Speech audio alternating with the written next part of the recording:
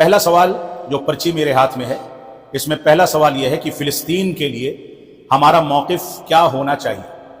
اس سلسلے میں آپ حضرات کے سامنے اس بات کا تذکرہ کر دوں، بلکہ سوال پر چند سوالات میں کروں گا کہ آپ یہ بتائیے کہ اگر کوئی مسلمان اللہ رب العالمین کے حق کی روگردانی کرتا ہے، یعنی توحید کو چھوڑ کر کے شرک کو اپناتا ہے، یا رب کائنات کے دین کی بنیادوں کا انکار کرتا ہے، تو کیا اس کا یہ عمل قضیہ فلسطین سے زیادہ گمبھیر نہیں ہے؟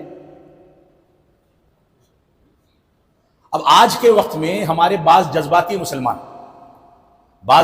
مسلمان یہ کہتے ہیں کہ فلسطین میں ایسا ہو رہا ہے، فلسطین میں ویسا ہو رہا ہے، بچوں کو قتل کیا جا رہا ہے، خواتین کو اغوا کیا جا رہا ہے، ان کی آبروریزی ہو رہی ہے، اور اس کے بعد ہم خاموش بیٹھے ہیں۔ بھائی اس سے پہلے شرک و بدعات پر بھی آپ خاموش بیٹھے ہیں، تو آپ کی غیرت کیوں نہیں جاگتی؟ فلسطین کے اس قضیے سے پہلے منکرات پر آپ خاموشی اختیار کیے ہوئے ہیں، دین کی پوری تعبیر تباہ کی جا رہی ہے، تو آپ کی غیرت کیوں نہیں جاگتی؟ علامہ البانی رحمۃ اللہ علیہ نے اس سلسلے میں ایک چیز ذکر کی ہے، فرماتے ہیں کہ اگر مسلمانوں کو مسجد اقصی فتح کرنی ہے تو اس کے لیے بنیادی شرط یہ ہے کہ مسلمان اپنے اخلاقیات کو درست کرے، اپنے سلوک کو بہتر کرے۔ اخلاقیات کو درست کرنا اور سلوک کو بہتر کرنے کا معنی کیا ہے؟ یعنی وہ رب کائنات کے ساتھ توحید کے حق کو مکمل کرے، اتباع رسول کی نزاکتوں کو سمجھے، اس کی پیروی کرے۔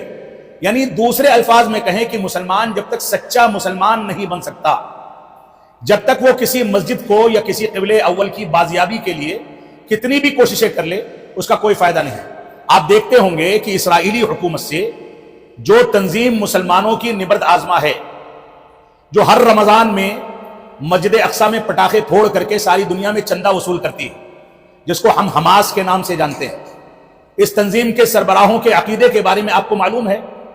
مسجد اقصی مکمل منہدم کر دی جائے، یہ اتنا بڑا جرم نہیں ہے جتنا بڑا جرم یہ ہے کہ اسی حماس کے ذمہ داران اور لیڈران ابو لولو کی قبر پر جا کر کے، جس نے حضرت عمر کو شہید کیا تھا، اس کی قبر پر جا کر کے منتیں مانگتے ہیں۔ یہ اس سے بڑا جرم نہیں ہے۔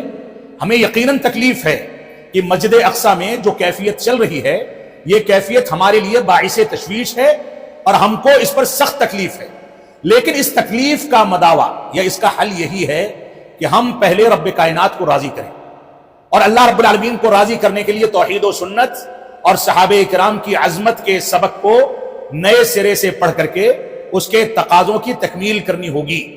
اور ایسے لولے لنگڑے جن کو ایمان کی تعریف بھی نہیں پتا ہے، جو صحابہ کرام کو گالیاں دینے والوں کی پیداوار ہیں، جو رافضہ اور شیعوں کے ذریعے سے وجود میں آئے ہیں، ان لوگوں کو اپنا مسیحا بنانے سے توبہ کرنی ہوگی۔ یہ لوگ حقیقت میں سیاست کے لیے قبلہ اول کو استعمال کر رہے ہیں۔ اللہ رب العالمین ہم کو دین کی جانب رجوع کرنے کی توفیق عطا فرمائے۔ دین کی جانب رجوع کیے بغیر کوئی بھی کام مکمل نہیں ہو سکتا۔ اللہ رب العالمین کا فرمان ہے وَمَا أَصَابَكُم مِّن مُّصِيبَةٍ فَبِمَا كَسَبَتْ أَيْدِيكُمْ وَيَعْفُو عَن كَثِيرٍ، کہ تم کو جو کچھ مشکلات لاحق ہوتی ہیں وہ تمہارے اپنے کرتوتوں کا نتیجہ ہے۔ اس کے باوجود رب کائنات بہت ساری گمراہیوں کو اور بہت سارے گناہوں کو معاف فرما دیتا ہے، اور رب کائنات نے فرمایا ظَهَرَ الْفَسَادُ فِي الْبَرِّ وَالْبَحْرِ بِمَا كَسَبَتْ أَيْدِي النَّاسِ، لوگوں کے اپنے ہاتھوں کی کمائی کے نتیجے میں اس دنیا میں فساد برپا ہو گیا ہے۔ لہذا مسجد اقصی کا جو قضیہ ہے یقیناً تکلیف دہ ہے۔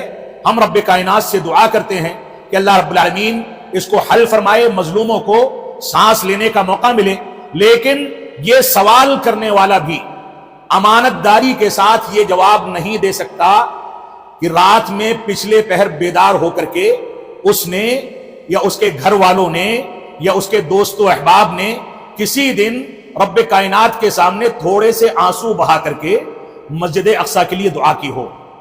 ہم جو سب سے مضبوط ہتھیار ہے رب کائنات کی نصرت کا، دعاؤں کا، توحید و سنت کا، اس کو نہیں اپناتے، اور اس کے بعد کہتے ہیں کہ ہم کو مسجد اقصی کی بازیابی چاہیے۔ کسی عالم دین نے بہت صحیح بات کہی ہے، کہا ہے کہ یہ مسجد اقصی کے نام پر واویلا کھڑا کرنے والے، ان کو اتنی بھی توفیق نہیں ملتی کہ صلاۃ فجر میں اپنے محلے کی مسجد میں جا کر کے مسجد کو آباد کریں۔ اور شور کرتے ہیں کہ ملک فلسطین میں جا کر کے مسجد اقصی کو آزاد کرائیں گے۔ آپ اپنی مسجد کے حفاظت کے انتظامات کر لیں، اس کو آباد کر دیں۔ ایک صف مکمل نہیں ہونے پاتی ہے ہمارے محلے کی مسجدوں کی صلاۃ فجر میں، اور دوسری نمازوں میں ہم روٹین کے تحت معاشرے کے دباؤ میں آ کر کے کچھ نمازیں پڑھ لیتے ہیں، صلاۃ جمعہ یا صلاۃ عیدین ادا کر لیتے ہیں، تو سمجھتے ہیں کہ ہم پکے مسلمان بن گئے، معاف فرمائیں گے۔ اس کیفیت میں رب کائنات بھی ہماری مدد نہیں کرنے والا۔